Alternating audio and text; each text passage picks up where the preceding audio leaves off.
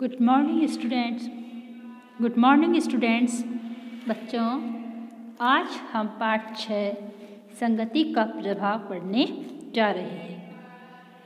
हम जो ये पाठ पढ़ने जा रहे हैं इसमें बताया गया है कि अगर हम अच्छी संगति में रहते हैं तो हमारे ऊपर उसका अच्छा प्रभाव पड़ता है और हम अच्छे इंसान बनते हैं, और यदि हम बुरी संगति में रहते हैं तो हमारे ऊपर भी बुरा असर होता है। इसलिए हमेशा हमें अच्छी संगति में ही रहना चाहिए, अच्छे लोगों से दोस्ती करनी चाहिए और अच्छे लोगों का ही साथ हमें अपनाना चाहिए। चलिए अब हम पाठ पढ़ना शुरू करते हैं। एक बहेलिया बाजार में खड़ा 2 तोतों को बेच रहा था। कई ग्राहक आए, उनका मूल्य पूछा। बहेलिये ने एक का मूल्य 100 रुपये और दूसरे का 10 रुपये बताया।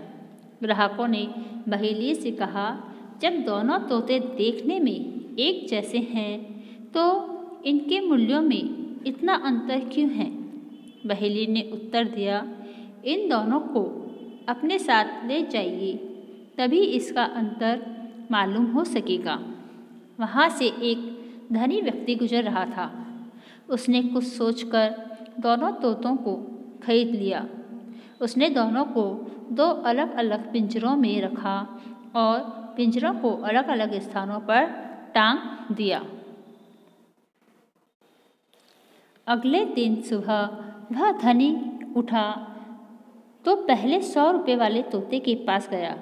उसे देखकर तोता मीठी बोली में बोला, आइए महाशय, आपका स्वागत है, आपका दिन शुभ हो। धनी यह सुनकर बहुत खुश हुआ। अब उसे यह जानने की इच्छा हुई कि देखें दूसरा तोता क्या कहता है।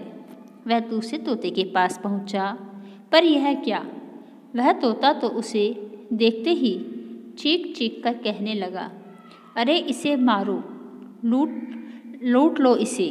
धनी यह दृश्य देखकर हैरान रह गया। उसने अपने आदमियों को इस तोते को मार डालने की आज्ञा दी, पर पहले वाले तोते ने कहा, कृपया करके इसे मारिए नहीं, यह मेरा भाई है। मैं पहले एक साधु के पास तथा यह एक डाकू के पास रहता था। बुरी संगति के कारण ही यह अब इस तरह बोलता है। अब दोनों के मूल्य का अंतर धनी को समझ में आ गया था।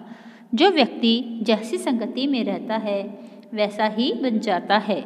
हमें सदैव अच्छी संगति में रहना चाहिए। तो बच्चों, इस पाठ से हमको यही शिक्षा मिलती है कि संगति का हमारे जीवन पर गहरा प्रभाव होता है, इसलिए हमेशा हमें अच्छी संगति में रहना चाहिए।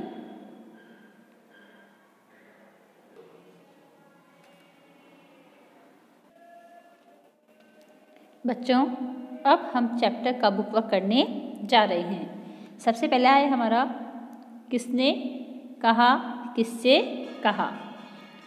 पहला देखिए फर्स्ट नंबर का, जब दोनों तोते देखने में एक जैसे हैं तो इनके मूल्य में अंतर क्यों है? किसने कहा था? ग्राहकों ने। और किससे कहा था? बहेलिये से कहा था।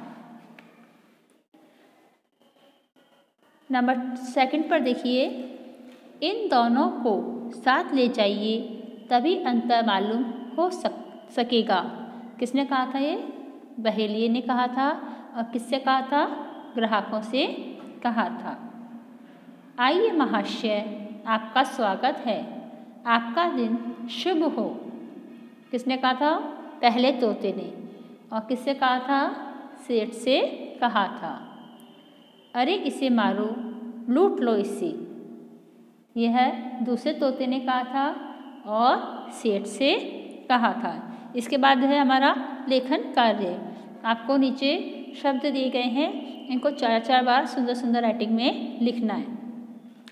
इसके नेक्स्ट नीचे देखिए, उदाहरण के अनुसार निम्नलिखित वाक्यों के लिए एक शब्द लिखिए। जो सामान खरीदने आया हो क्या कहलाता है? उसे एक शब्द में हम क्या कहते हैं? ग्राहक।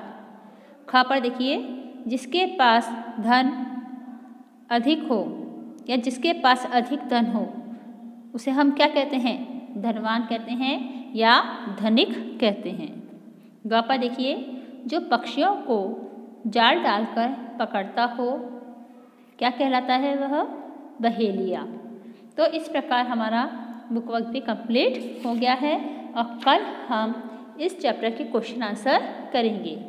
आप इस चैप्टर की रीडिंग करें और इस चैप्टर में से कठिन शब्दों को अंडरलाइन करें और उसे 5-5 बार लिखने की प्रैक्टिस करें। धन्यवाद।